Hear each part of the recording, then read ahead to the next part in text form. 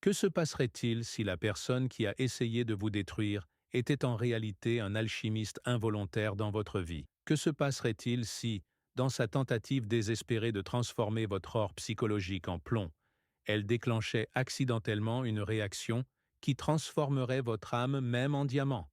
Ce n'est pas une histoire réconfortante sur le pardon ou la recherche d'une lueur d'espoir. C'est un regard cru sur une transformation psychologique profonde que Carl Jung a étudiée, mais dont il a rarement parlé en public. C'est l'histoire de ce qui se passe lorsqu'un empathique, après avoir absorbé les ténèbres d'un narcissique, ne se contente pas de guérir, mais évolue vers quelque chose d'incassable, quelque chose que le narcissique n'avait jamais vu venir et ne peut plus toucher. C'est la naissance de ce que j'appelle la souveraineté psychologique. Avant cette transformation, votre vie était probablement un brouillard de doutes de soi et d'épuisement. On vous disait que vous étiez trop sensible, et vous pensiez que c'était un défaut. Vous marchiez sur des œufs, essayant constamment de gérer l'humeur de quelqu'un d'autre, croyant que si vous trouviez les bons mots, les bonnes actions, vous pourriez réparer l'irréparable. Mais ce processus, ce feu alchimique, dissipe ce brouillard. Il révèle que votre sensibilité n'a jamais été le problème. C'était la matière première, non raffinée, de votre plus grande puissance. Vous n'avez pas seulement survécu à une relation. Vous avez survécu à une initiation psychologique, un rite de passage brutal que la plupart des gens ne comprendront jamais. Et la personne qui émerge de ce feu n'est pas la même que celle qui y est entrée. Le processus est impitoyable, et il commence non pas par un combat, mais par un abandon silencieux et terrifiant à la vérité. Pour comprendre cette évolution miraculeuse, nous devons d'abord examiner la nature insidieuse du piège lui-même, le mécanisme par lequel l'âme d'une personne devient un dépotoir émotionnel pour une autre. La descente dans cette dynamique est souvent silencieuse et séduisante. Elle ne commence pas par une cruauté manifeste, mais par une fusion subtile et inconsciente que Jung appelait participation mystique. Pour l'empathique, il ne s'agit pas simplement d'être gentil ou compatissant. C'est un état profondément enraciné, où les frontières entre soi et l'autre deviennent dangereusement floues.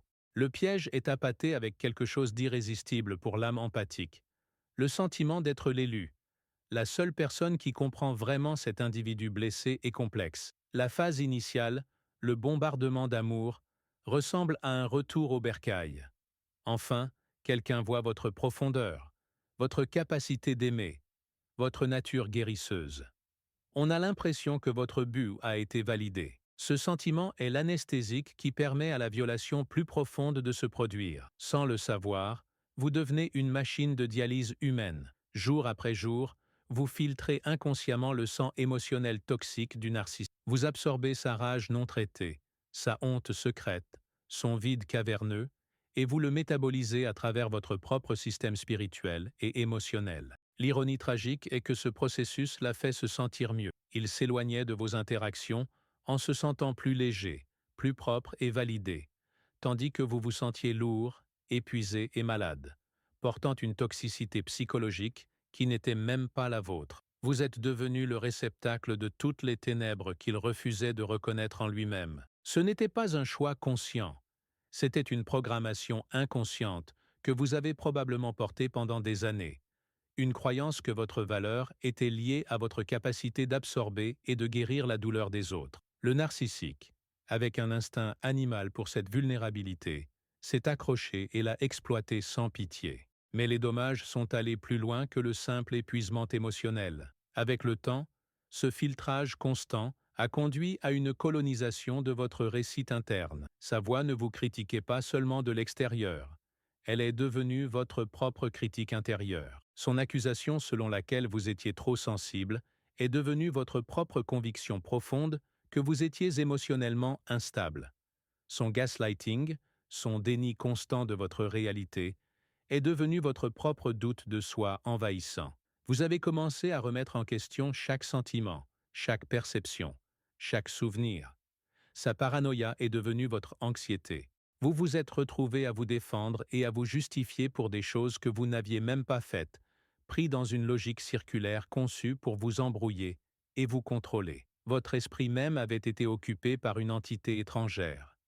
Et lorsque vos propres pensées ne sont plus les vôtres, toute la structure de votre identité est compromise. C'est une possession psychologique si complète qu'il n'y a qu'une seule issue. Toute la structure doit s'effondrer. Cet effondrement est ce que Jung appelait le négrado, la phase de noircissement de l'alchimie. C'est le creuset, le point de rupture absolue.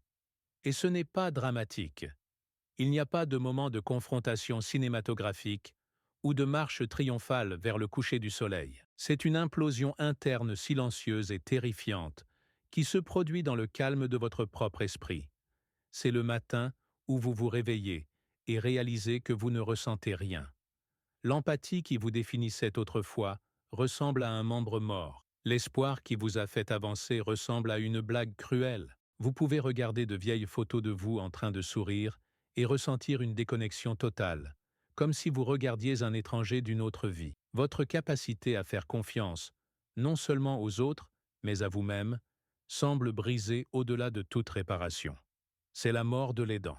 Pendant des années, toute votre identité a été construite autour du fait d'être celui qui comprend, celui qui est patient, celui qui pouvait aimer les parties brisées d'un autre pour les ramener à l'intégrité.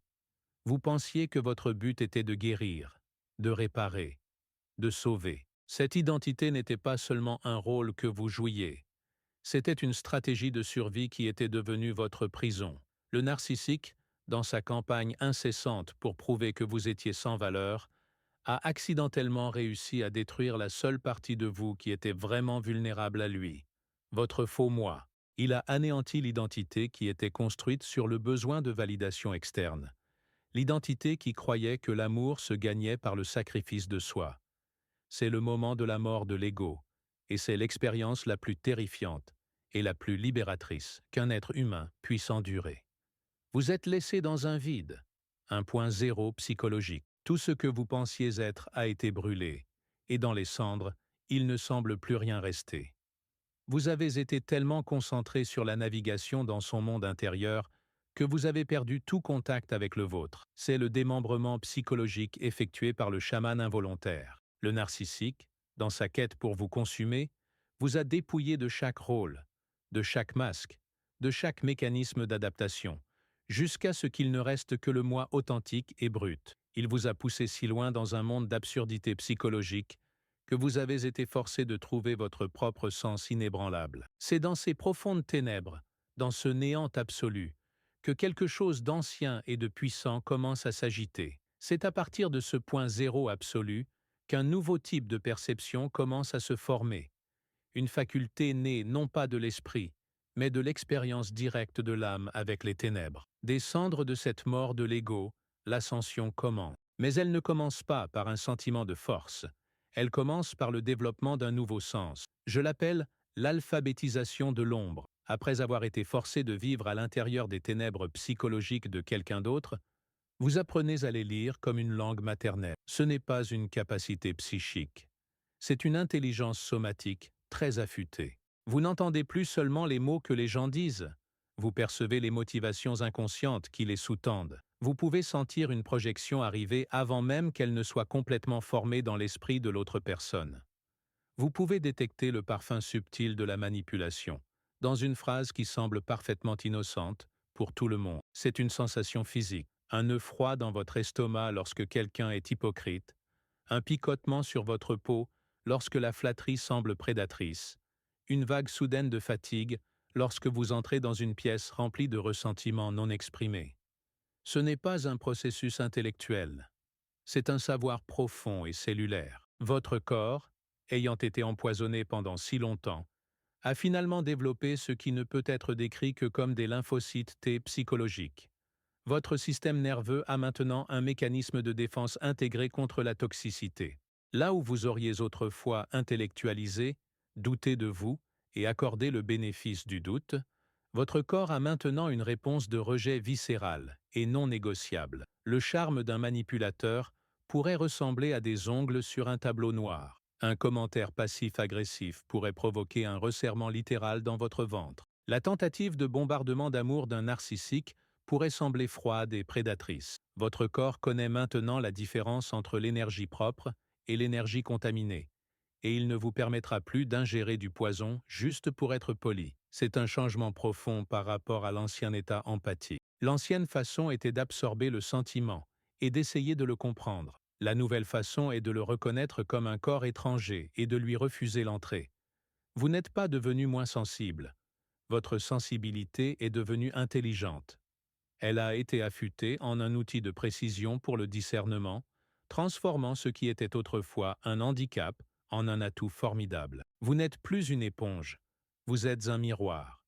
Et ce que vous commencez à refléter est une vérité si claire qu'elle devient perturbatrice pour le monde inconscient qui vous entoure. Cette nouvelle alphabétisation est le fondement du nouvel archétype que vous êtes forcé de devenir. Cela nous amène à l'émergence d'un archétype entièrement nouveau. Le marcheur de l'ombre. Ce n'est pas la même chose que le guérisseur blessé traditionnel. Le guérisseur blessé guérit souvent les autres à partir de sa propre blessure persistante, se connectant à travers la douleur partagée. Le marcheur de l'ombre, cependant, a voyagé dans l'enfer psychologique créé par un autre, a navigué dans ses couloirs les plus sombres et est revenu, non seulement intact, mais entier. Il ne guérit pas en partageant sa blessure, mais en incarnant une intégrité qui prouve que la blessure n'est pas une condamnation à vie, son traumatisme n'est pas son identité. C'était simplement la porte d'entrée dure et impitoyable vers son pouvoir authentique. Vous avez regardé dans l'abîme de la manipulation humaine et du vide narcissique, et vous n'avez pas cligné des yeux. En conséquence, vous avez développé ce que j'appelle l'immunité tribale, le besoin humain profond d'être accepté par la tribu, d'être aimé, d'être considéré comme bon et serviable, a été cautérisé par le feu de votre expérience. Vous n'êtes plus disposé à échanger votre santé mentale contre l'acceptation. La peur d'être mal compris, qui vous retenait autrefois en otage, a été remplacée par la confiance tranquille de la connaissance de soi. Vous avez vu la vérité de votre propre résilience, et les opinions de ceux qui n'ont jamais emprunté votre chemin deviennent hors de propos. Cette victoire, cependant, s'accompagne souvent d'une période d'isolement. Jung l'appelait la solitude de l'individu. Lorsque vous sortez de la matrice de la projection collective et des accords inconscients, vous vous retrouverez à marcher seul pendant un certain temps. Les anciennes relations construites sur votre volonté d'être un réceptacle d'ombre se dissoudront. Les amis qui se nourrissaient de drames trouveront votre paix ennuyeuse. Les membres de la famille qui comptaient sur vous pour réguler leurs émotions en voudront à votre autonomie retrouvée. Les conversations qui semblaient autrefois normales vous sembleront maintenant épuisantes et superficielles. Mais ce n'est pas une solitude vide. C'est une solitude remplie de la présence profonde de votre propre moi authentique, un moi que vous rencontrez pour la première fois. Vous découvrez qu'être seul avec votre vrai moi est infiniment préférable à être entouré de personnes qui ne vous voient que comme un reflet de leurs propres besoins et projections. Vous avez transcendé le besoin d'être normal parce que vous avez découvert quelque chose de bien plus précieux, la capacité d'être réel. Alors que ce nouveau moi réel commence à interagir avec le monde, un phénomène étrange et puissant se produit. Vous devenez ce que Jung appelait un miroir de conscience. Votre présence même, maintenant débarrassée du besoin de plaire ou d'absorber, commence à refléter la vérité aux gens. Et cela déclenche ce que l'on peut appeler le retrait de la projection. Ceux qui comptaient sur vous pour absorber leur ombre sont maintenant forcés de la voir en eux-mêmes, et leurs réactions seront intenses. C'est le cœur de l'effet de phare. Votre lumière, qui est simplement votre présence intégrée et authentique, ne se contente pas de guider.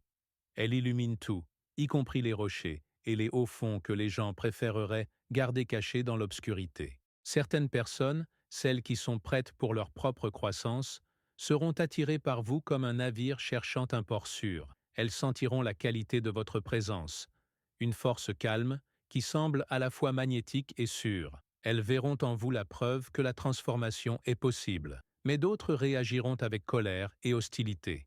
Elles vous diront froid, égoïste ou fou.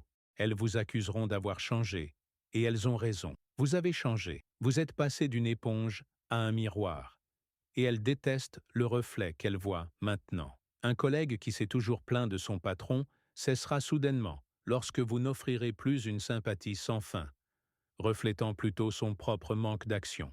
Un membre de la famille qui a toujours utilisé la culpabilité pour vous contrôler constatera que ces mots n'ont aucune prise, rebondissant sur la surface lisse de votre maîtrise de soi. Cette dynamique donne également naissance à un magnétisme paradoxal. Dans votre ancienne vie, vous avez probablement recherché la connexion, travaillé dur pour obtenir l'approbation et donné sans cesse pour vous sentir nécessaire. Maintenant, ayant trouvé votre centre et n'ayant besoin de rien de personne, vous devenez irrésistiblement magnétique pour les individus sains et entiers. Moins vous avez besoin de leur approbation, plus ils cherchent à vous la donner. Moins vous êtes disponible pour leur déversement émotionnel, plus ils respectent vos limites. Plus vous devenez autonome, plus les autres sont attirés par le pouvoir tranquille que vous rayonnez. Vous avez quitté l'économie de la codépendance et êtes entré dans le domaine de la connexion authentique, où votre valeur ne réside pas dans ce que vous faites pour les autres, mais simplement dans qui vous êtes. Ce magnétisme nouveau n'a pas pour but de collectionner les admirateurs. Il sert un but plus élevé, ce que Jung a identifié comme la fonction de gardien. L'empathique transformé assume souvent inconsciemment le rôle d'un archétype de gardien. Vous devenez une balise de limites. Vous n'avez pas besoin de prêcher sur l'établissement de limites ou d'expliquer la dynamique de l'abus. Vous les vivez simplement. Vos limites ne sont pas des murs de colère. Elles sont la réalité tranquille et inébranlable de votre être. Lorsque quelqu'un essaie de les franchir, il ne rencontre pas un combat. Il rencontre simplement la fin de la route. Votre non n'est plus une négociation. C'est une phrase complète. Cette incarnation de la souveraineté psychologique crée ce que le biologiste Rupert Sheldrake pourrait appeler une résonance morphique. Votre niveau de conscience, votre champ énergétique guéri, élève littéralement la conscience de ceux qui vous entourent et qui y sont ouverts. D'autres empathiques encore piégés dans des dynamiques dysfonctionnelles vous voient. Ils vous voient prospérer, calme et libre, et cela plante une graine de possibilités dans leur propre esprit. Votre existence devient un permis pour eux de commencer leur propre voyage vers la liberté. Cette fonction de gardien opère par le biais d'une sélectivité consciente. Vous avez obtenu votre diplôme de la phase de recherche de la vie, la phase de don indiscriminé et d'absorption inconsciente. Vous n'êtes plus une maison ouverte avec un paillasson pour les vampires psychiques. Vous fonctionnez désormais avec une politique de visa sélective. Vous, et vous seul, êtes l'autorité souveraine qui décide qui peut entrer dans l'espace sacré de votre vie. Cette sélectivité n'est pas cruelle.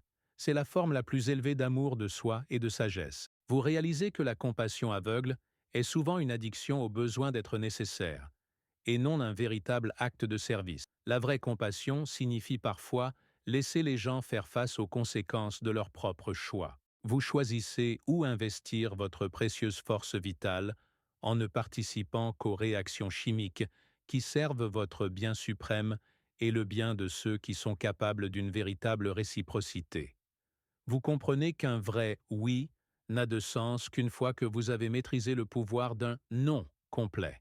Vous n'avez rien à faire d'autre qu'être authentiquement vous-même. Votre être même devient l'argument en faveur de la liberté psychologique. Cependant, ce voyage vers la plénitude n'est pas sans son défi final, le piège de l'intégration. Après avoir survécu à un état d'être complètement poreux, il est tentant de basculer à l'extrême opposé, en devenant complètement fermé. C'est l'état du survivant fragile, qui confond dureté et force, et isolement et protection. Il construit des murs impénétrables et jure de ne plus jamais être vulnérable. Mais ce faisant, il se coupe de la source même de son pouvoir, son cœur sensible. Mais ce n'est pas une véritable intégration. La véritable intégration, ce que Jung appelait l'union des opposés, est la pratique délicate et continue de maintenir à la fois votre empathie et vos limites, votre ouverture et votre discernement, votre compassion et vos normes élevées. Le but n'a jamais été d'arrêter de ressentir, il était de ressentir consciemment. L'empathique intégré peut s'asseoir avec quelqu'un dans son heure la plus sombre et faire de la place pour sa douleur sans l'absorber dans son propre système. Il peut offrir un soutien profond sans se sacrifier. Il peut aimer profondément et farouchement sans se perdre dans l'autre personne. C'est l'art de devenir un contenant conscient et non une éponge inconsciente. Cet équilibre exige une vigilance constante. Les anciens schémas d'absorption et de codépendance sont profondément ancrés et ils tenteront de refaire surface, surtout en période de stress ou de vulnérabilité. Mais une fois que vous avez goûté à la véritable liberté psychologique, vous ne pouvez plus jamais retourner complètement à la prison de la servitude inconsciente. L'empathique qui absorbe les ténèbres du narcissique et survit ne fait pas que guérir. Il évolue. Toute cette épreuve, en fin de compte, n'était pas du tout à propos du narcissique. Il s'agissait de vous.